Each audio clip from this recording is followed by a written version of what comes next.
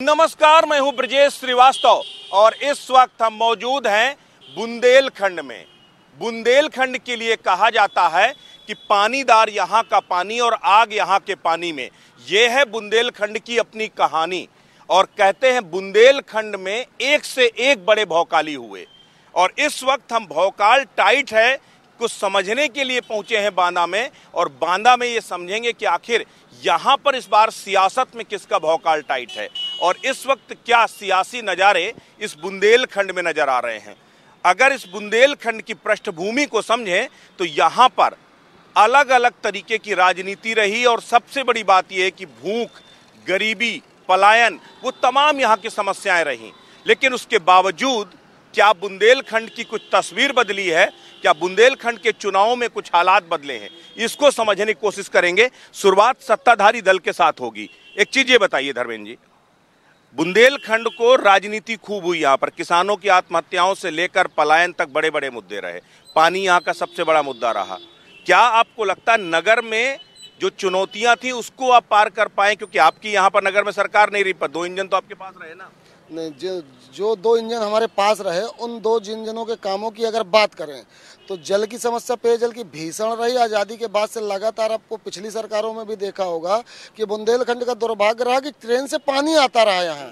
आज हम 4,000 करोड़ रुपया खर्चा करके जनपद के दूरस्थ मजरे के प्रत्येक घर तक पाइपलाइन के माध्यम से पानी पहुंचाने का जो संकल्प मोदी जी ने यहीं बांदा की धरती पर लिया था, उसको लगभग पूरा करने की स्थिति में आ गए और कई ब्लॉकों में पानी सप्लाई हो चुकी है। उद्योगों की बात करें, अगर इन सब चीज़ विकास की बात करें तो देखिए, बुंदेलखंड एक्सप्रेस वे हो या बुंदेलखंड रक्षा कॉरिडोर हो या बाणसागर परियोजना हो, पूरे अटल जी ने जो स्वप्न देखा था नदियों को जोड़ने का, उसका भी देखिए कि भाजपा के प्रायोरिटी में बुंदेलखंड कितनी प्राथमिकता में है कि अटल जी ने जो अपनी स्वप्न देखा था, अति महत्वाकांक्षी जो उनका स्वप्न था बहुप्रतीक्षित, सभी नदियों को जोड़ने का, उसकी शुरुआत भी बुंदेलखंड से केन बेतवा लिंक से थी। 10 साल कांग्रेस की जब सरकार आई तो उसको ठंडे बस्ते पर डाल दिया गया। भाजपा के नेतृत्व में मोदी जी जब आए तो परियोजना का दिव्य और भव्य उद्घाटन हुआ है और वो योजना भी चालू हो, योजनाएं चालू हुई। एक चीज ये बताइए, ये कह रहे हैं जो डबल इंजन में जो सपना था उसको हमने साकार किया, ये तीसरा इंजन दरअसल थोड़ा डिरेल हो गया, इसलिए आप लोगों ने कुछ नहीं होने दिया। देखिए, ऐसा है उत्तर प्रदेश में और देश में आज क्या हालात हैं ये पूरा देश जान रहा है, देश की आवाम जान रही है। और जिस तरह से जुमलेबाजी करके उत्तर प्रदेश और देश में सत्ता में हासिल करना, और सत्य आज नहीं कल जनता गुमराह हो गई, ये कह रहे हैं ना।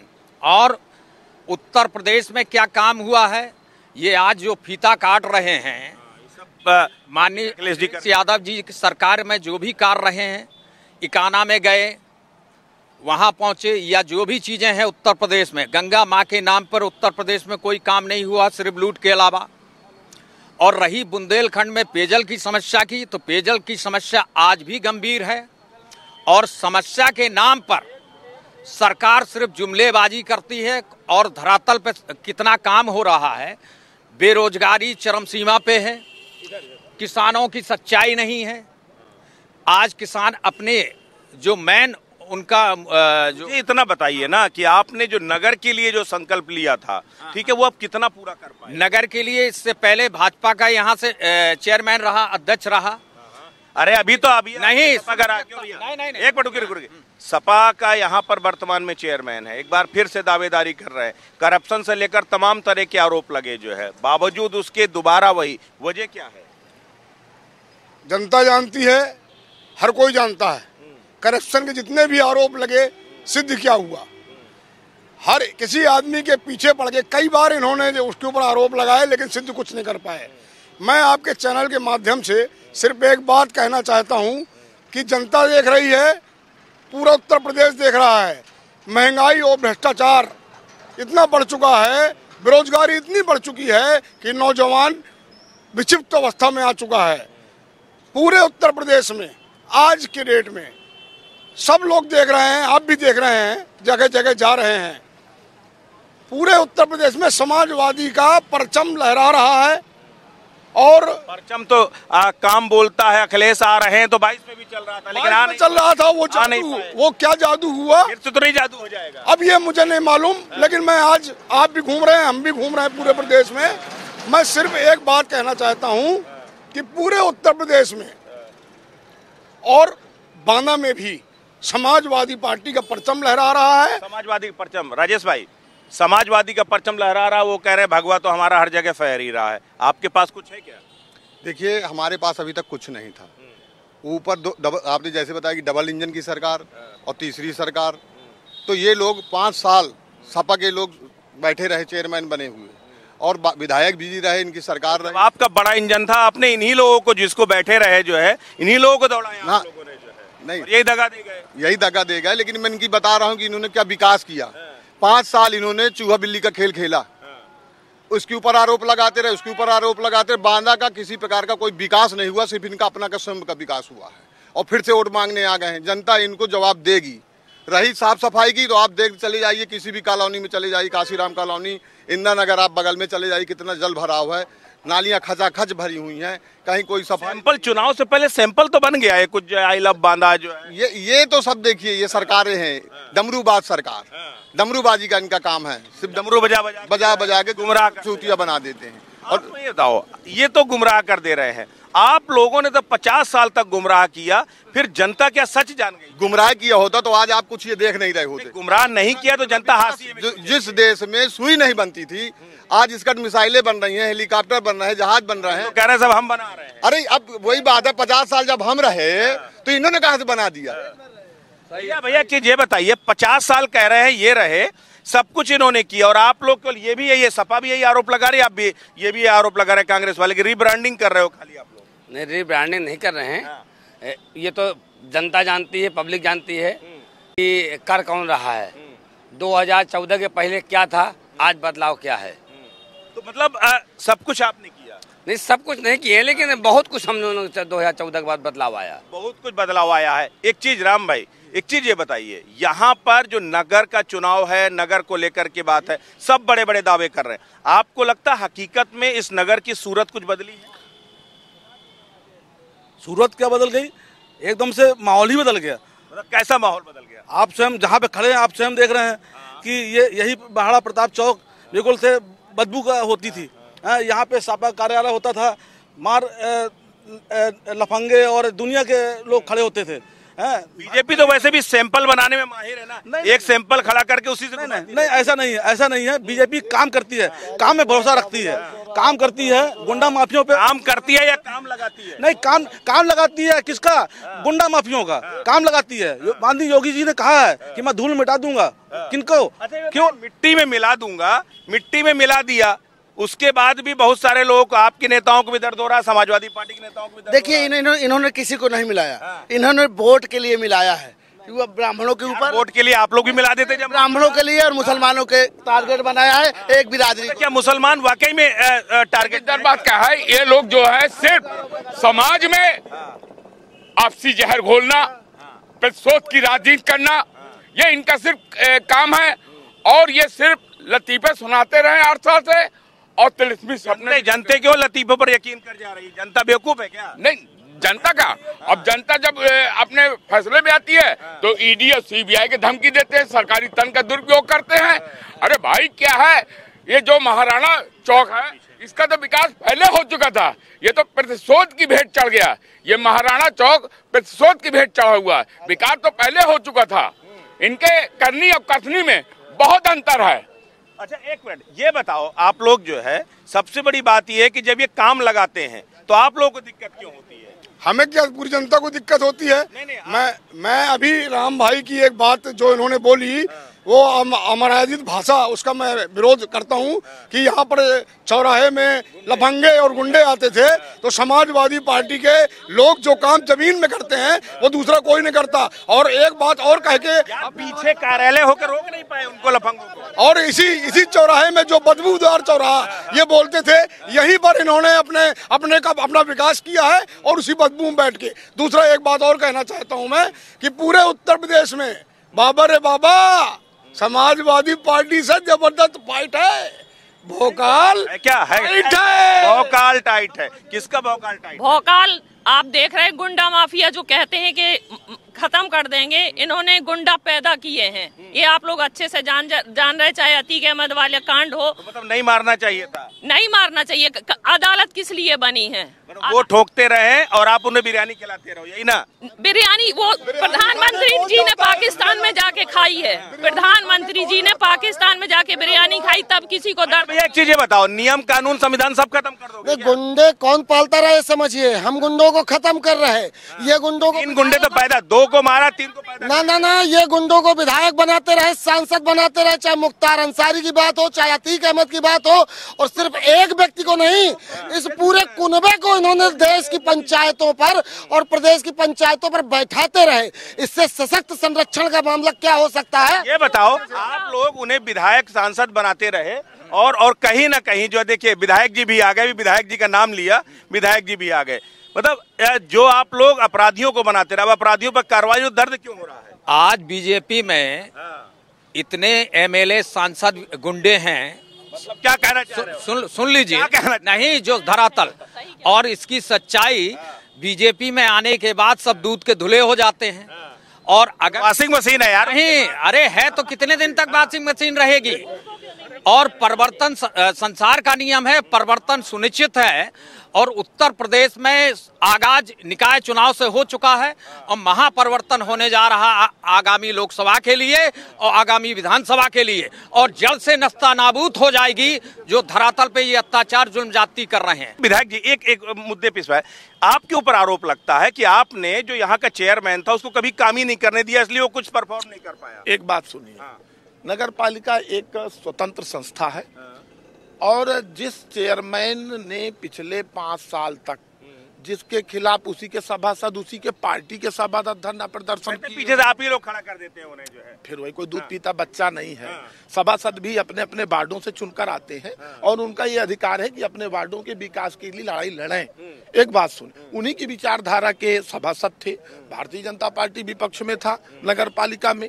दूसरी चीज, वो ये 5 सालों में कोई एक ऐसा काम बता दें जो इन्होंने नगर में किया हो, नंबर 1। दूसरी चीज, ऐसा कोई विकास का कार्य जो उन्होंने शासन में प्रस्तावित किया हो जिसमें किसी सांसद विधायक ने, मैं अपने को भी उसमें लेता हूँ, अड़ंगा लगाया हो। देखिए, दलगत राजनीति अलग विषय है।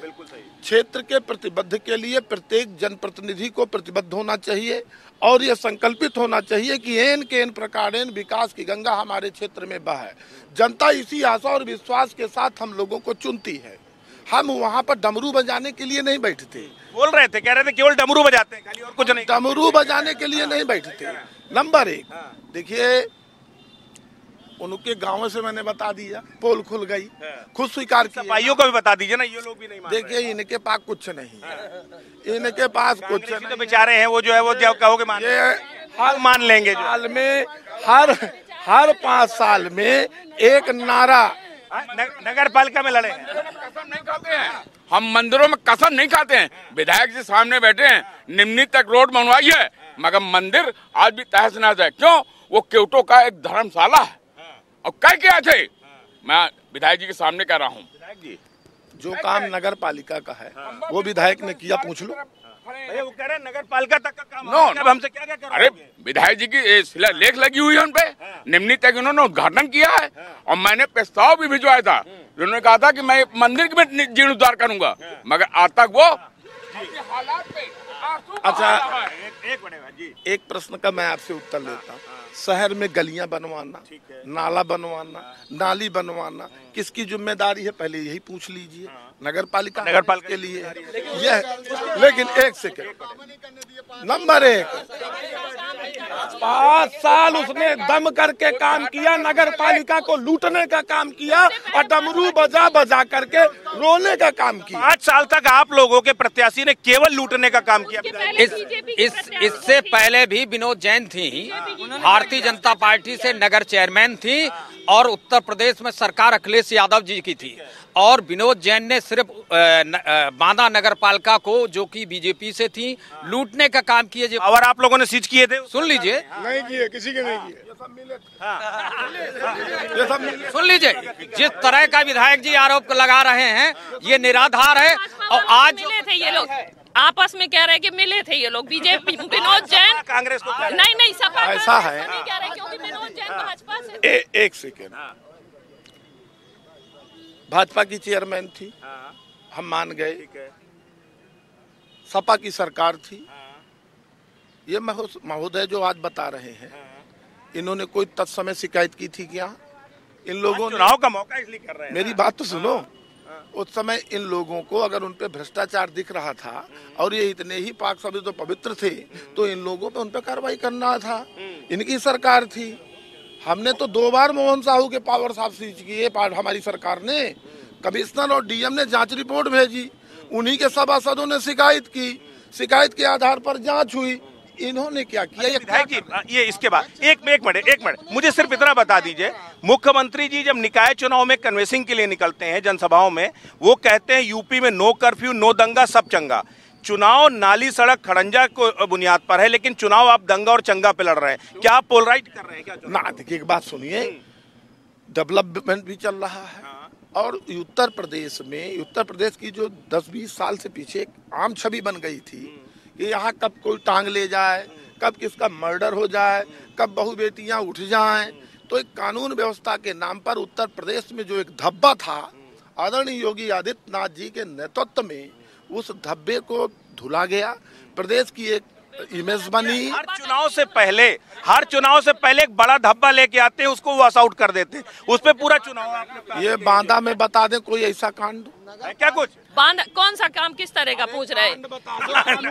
क्यों निषाद वाला कांड हुआ नहीं है था? मर्डर करके उसको ट्रेन की पटरी के नीचे डाल दिया। एक बात सुनिए, वो लड़की नहीं थी, 12 साल की व्यक्तिगत रंजिश के आधार पर कानून व्यवस्था, लेकिन आज हर आदमी चंगा है। कानून व्यवस्था पूरी तरीके से देखिए चुस्त दुरुस्त है। कानून के राज, भाजपा में कानून का राज है। भाजपा में कानून का राज है। आप लोग क्यों इतने बौखला जाते हो, ट्वीट करने खेलने लगते हो? कोई नहीं बौखलाता। भाजपा में कानून का राज है। भाजपा में कानून भाई क्यों नहीं? जब सब भाई बहन, और कानून उसके लिए है जो भाजपा के साथ है, राज उसका जो भाजपा के साथ है, और कानून उसका है जो उनके विरोध में है। अभी एक उदाहरण है, मध्य प्रदेश प्रजापति थे, पहले बीजेपी में रहे, 3 साल रहे, तब उनकी संपत्ति अवैध नहीं थी। फिर वो सपा में आ गए तो उनकी संपत्ति अवैध हो गई। फिर भाजपा में चले गए तो संपत्ति जहाँ की तहाँ चली गई। भाई ये आरोप तो लगता है आप लोगों पे कि जब तक आपके खिलाफ, आपके साथ खड़ा नहीं, कोई बात सपा की पैरवी नहीं, वो तो बात नहीं। ये जो आपके साथ था, ईमानदार था, जैसे बाहर जाता बेईमान बन जाता। बाद में लीजिएगा, एक सवाल इसी पे और सुन लीजिए। जब ये कहते हैं कि लफंगे और लुच्चे बदमाश, वही लुच्चे लफंगे बदमाश इनके यहाँ गए तब इनका एक बड़ा कुनबा हुआ है। तो जब लुच्चे लफंगे बदमाश इन्हीं की पार्टी में जाके भर गए हैं और एकदम पाक साफ हो गए हैं, ये कैसे जादू है? कैरेक्टर सुधार दिया यार उन्होंने, जो है क्या वजह है? इसका जवाब दीजिए। देखिए, ये नेतृत्व पर निर्भर करता है। ये नेता जैसा हो जो है। एक बात सुनिए, ये नेतृत्व पर निर्भर करता है। इनका नेतृत्व भी जैसा है, ये लोग ऐसा है क्या? अखिलेश यादव के नेतृत्व को दुनिया मानती है। नेतृत्व की बात कर रहे हैं विधायक जी। बृजभूषण शरण सिंह बीजेपी से सांसद हैं और आज जो देश की पढ़े बेटियां, बड़े बेटियां, आगे बड़े बेटियां नारा देते हैं, साथ साथ दिखाई दे रहा दिल्ली में क्या हो रहा है। लोग और सरकार जो देश का नाम रोशन कर रही है, वो पहलवान देश के धरने में बैठी, उनके साथ क्या हो रहा है? बहुत सारे लोग ब्रजभूषण पर कार्रवाई क्यों नहीं कर पा रहे? कल लाठीचार्ज हुआ उनके ऊपर, के खिलाफ कोई भी कार्रवाई नहीं। नगर पालिका में एक बात सुनिए, चर्चा करेंगे, भाजपा जल भराव की चर्चा नहीं करेंगे शहर। एक मिनट धर्मेंद्र भाई, कुश्ती संघ की राजनीति, आप ही लोगों ने जंगा और दंगा। पालिका में इतना काम हुआ है, आप बता दीजिए, पूरा शहर घूम लीजिए, आपको मैं चैलेंज करता हूँ। एक जगह भी नाली और इन मुद्दों पे चर्चा। अकेला जी जल भराव के लिए चैलेंज करते हैं। मेरा निवेदन है, आधा किलोमीटर बाद इंदिरा नगर में इनको ले जाइए तो इनको पता चल जाएगा। भाई साहब देखिए, आपने कहा एक जगह चैलेंज देता हूँ, चैलेंज स्वीकार, अभी मैं स्वीकार करता हूँ। दोषी है, इसके लिए दोनों दोषी हैं। जल भराव के विधायक, माननीय विधायक जी दोषी है और माननीय सापा भी दोषी है, दोनों दोषी है, दोनों दोषी है जल भराव के लिए। देखिए सुनिए, मैं फिर से कह रहा हूँ, अकेला जी ने नहीं, हमने तो उसमें हम कार्य योजना बना रहे हैं। चाहे भाई एक सवाल लेके आए, चाहे देखिए जवाहर नगर में हमने व्यक्तिगत भूमि लेकर के नाला बनवाया, कि जल निकासी की समस्या दूर हो। नए भाजपा आ गए जो और भाई बड़े भाई हैं, पड़ोसी हैं, बात नए भाजपाई की नहीं है, बात एक विचारधारा की। वॉशिंग मशीन में आ गए ना, बिल्कुल देखे लगा वो बिल्कुल चकाचक है, हृदय में कमल का फूल है। और देवराज भाई, वॉशिंग मशीन में धुल करके कैसा महसूस कर रहे हैं, बताना ईमानदारी से। बहुत दिन आपने इधर भी सवारी की, अब इधर कर रहे हैं। समाजवादी पार्टी में सब लोग, समाजवादी पार्टी में क्या हो? समाजवादी पार्टी में सब लोग बहुत अच्छे थे, एक लोग को छोड़ के, और उनके कार्यकर्ता भी साथी सब 80% हमारे साथ होंगे। और होंगे मतलब ले आओगे एक एक करके ही वॉशिंग एक एक करके ये सब 13 तारीख को समाजवादी पार्टी के 80% कार्यकर्ता भारतीय जनता पार्टी को मतदान करेंगे। अच्छा, 13 तारीख को ना, 11 को इलेक्शन में, तो 13 को करेंगे। 11 तारीख को मतदान करेंगे और 13 को रिजल्ट आएगा सामने। रिजल्ट आएगा तो मुझे सिर्फ, मैं आपसे एक अनुभव पूछ रहा हूँ, मैं एक अनुभव केवल पूछ रहा हूँ आपसे कि आपका अनुभव कैसा रहा उस वॉशिंग मशीन में धुलने के बाद? हमारा अनुभव बहुत अच्छा रहा। और ऊपर से ब्रजभूषण तिवारी जी, माननीय भूषण, कौन ब्रजभूषण? अच्छा, तिवारी जी, वो ब्रजभूषण चर्चा बहुत। हाँ, ब्रजभूषण तिवारी जी, मोहन सिंह जी, अमर सिंह जी ऊपर से देख रहे हो कि असली समाजवाद क्या है, जिन्होंने आज इनको फर्क समझ में आया, असली समाजवादी क्या है। आप लोग सब छोड़ चुके हो, तब देखिए कमाल है, वॉशिंग मशीन का कमाल। जो समाजवादी पार्टी में है और टिका है और सिद्धांतों पे आधारित है। कितने दिन टिके हो गए? सुन लो, एक आखिरी, एक मिनट राजेश भाई से, एक मिनट रुक जाओ, बस समापन। मुझे बता दो आप, अगर आप जीतते हो तो फिर प्राथमिकता क्या होगी? देखिए, सबसे पहली प्राथमिकता हमारी जल भराव। आप देख रहे हैं कि भाजपा की सरकार है, यहाँ पर भाजपा के माननीय विधायक जी हैं, सांसद जी हैं, मंत्री जी हैं, और सपा के यहाँ चेयरमैन था। ये दोनों व्यक्ति चूहा बिल्ली का खेल खेलते रहे और जनता को परेशान करते रहे। अब आज आरोप लगा रहे हैं यहाँ जल भरा है, वहाँ जल भरा, वहाँ कूड़ा तक नहीं दिखाई दिया, कल तक इनको नहीं दिखाई दिया है। दूसरी समस्या, जो खोमचे वाले हैं, ठेलिया वाले हैं, पटरी वाले हैं, इनको समुचित बैठने की व्यवस्था कराई जाए। विधायक जी, आप चूंकि आपका दोहरी जिम्मेदारी है, आप चूंकि विधायक भी हैं और आपको जो है नगर की अगर जो है सरकार बनती है आपकी, तो वो भी जिम्मेदारी है। क्या प्राथमिकता होगी, चूंकि प्रत्याशी भी वो हमारे साथ है, और दोनों चीजें आप बताओ पहले। देखिए, बांदा में जल भराव एक बड़ी समस्या है, हालांकि उस पर हम लोगों ने अभी काम शुरू किया है। नंबर 1, जब मैं विधायक बना था, मुझे याद है 2017 में, तो पानी का इतना बड़ा संकट था कि मुझे टैंकर लगाने पड़ी थी, और मैंने निजी टैंकरों से प्रयास किया था। और वर्तमान में आज जो चेयरमैन पद के प्रत्याशी है, इन्हों भी समाज सेवा के रूप में तत्समय टैंकरों से जलापूर्ति का प्रयास किया गया था। आज हम लोग टैंकर से मुक्त बांदा कर पाए हैं। और एक बड़ी कार्य योजना बांदा में पेयजल के लिए ये है कि दोनों टाइम पानी आवे, और एक मॉडल के रूप में हम लोग इसको ले रहे हैं पायलट प्रोजेक्ट के तहत। ये स्वराज कॉलोनी वार्ड नंबर 14, इस वार्ड नंबर 14 में 24 घंटे पानी आने वाले 6 महीने के अंदर मिलने लगेगा। नंबर 1, 24 घंटा पानी, और बांदा में दोनों टाइम पानी। इसके अलावा जल निकासी, जैसे इंदिरा नगर है, बंगाली पुरा है, सर्वोदय नगर है, बहुत सारे ऐसे मोहल्ले हैं, कालू कुआं वाला एरिया है कि जहां पर बरसात के बाद, और बरसात के तो छोड़ दीजिए, 12 महीना वहां पर घरों का पानी जो है वो नालियों में भरा रहता है। इंदिरा नगर में हमने उसको नहर से कनेक्ट करने के लिए एक बड़ी कार्य योजना बनाई है। मुझे लगता है कि इस बरसात से पहले उसमें हम लोग कर पाएंगे। आपके प्रत्याशी भी हमें। इसके अलावा बांदा शहर की जो सड़कें हैं, देखिए सड़कें वही पुरानी है, ट्रैफिक बढ़ रहा है, तो जाम की जो स्थिति है, आज भी बाजार पूरा भीड़। हाँ, सड़कें चौड़ी हो, चौराहों का सौंदर्यीकरण, चौराहे भी अतिक्रमण मुक्त हो, सड़कें अतिक्रमण मुक्त हो, एक भव्य और दिव्य बांदा नगर बने जहां सभी प्रकार की फैसिलिटीज हो। अगर बांदा नगर में नगर पालिका चेयरमैन भारतीय जनता पार्टी का बनता है, तो मुझे लगता है बांदा को चमकाने में और आसानी होगी। और आसानी होगी, ये बताओ कितना, आप मुझे बता दो, क्या एश्योरेंस दोगे अगर आप लोग चुनाव? हम प्रत्याशी प्रतिनिधि को भी सुन लो यार, प्रत्याशी प्रतिनिधि को भी सुन लो। हाँ। जी, क्या प्राथमिकता होगी अगर आप चुनाव जीते? प्राथमिकता ये होगी कि दिव्य बांदा, भव्य बांदा हमारी बनाने की जो है योजना है। हम बांदा की देवतुल क्योंकि आप खुद एक व्यापारी हो, रेहड़ी पटरी का मुद्दा कांग्रेस ने उठाया, उस पर भी कुछ आश्वासन? बिल्कुल, रेवड़ी पटरी के दुकानदारों को, क्योंकि मैं खुद एक व्यापारी हूं, उनके लिए मैं काम करूंगा और बांदा की जनता का आशीर्वाद अगर मिला तो मैं वहां पे बैठ के उनके वोटों को बेचने का काम नहीं करूंगा। जो 2017 में जनता जनार्दन ने मोहन साहू को वोट दिया था, उसने वहाँ कुर्सी में बैठ के बेचने का काम किया है, धोखा दिया है बांदा की जनता के साथ उसने। तो आप वो सब मतलब खरीद फरोख्त बंद कर दोगे? कहेगी अरे बता, जो बेचने का उन्होंने काम किया आप बेचोगे नहीं? नहीं, अगर देव तो जनता का आशीर्वाद मिला तो वहाँ उनका मान सम्मान रखूंगा, बांदा की जनता में सेवा करूंगा रोड में उतर के। भैया इतना बता दो आखिरी में, अगर एक बार फिर आपको मौका मिलता है तो क्या बचा हुआ क्या करोगे? जो रुके हुए काम है वो पूरे होंगे। और आपके माध्यम से, चैनल के माध्यम से अंत में एक मैसेज देना चाहता हूँ,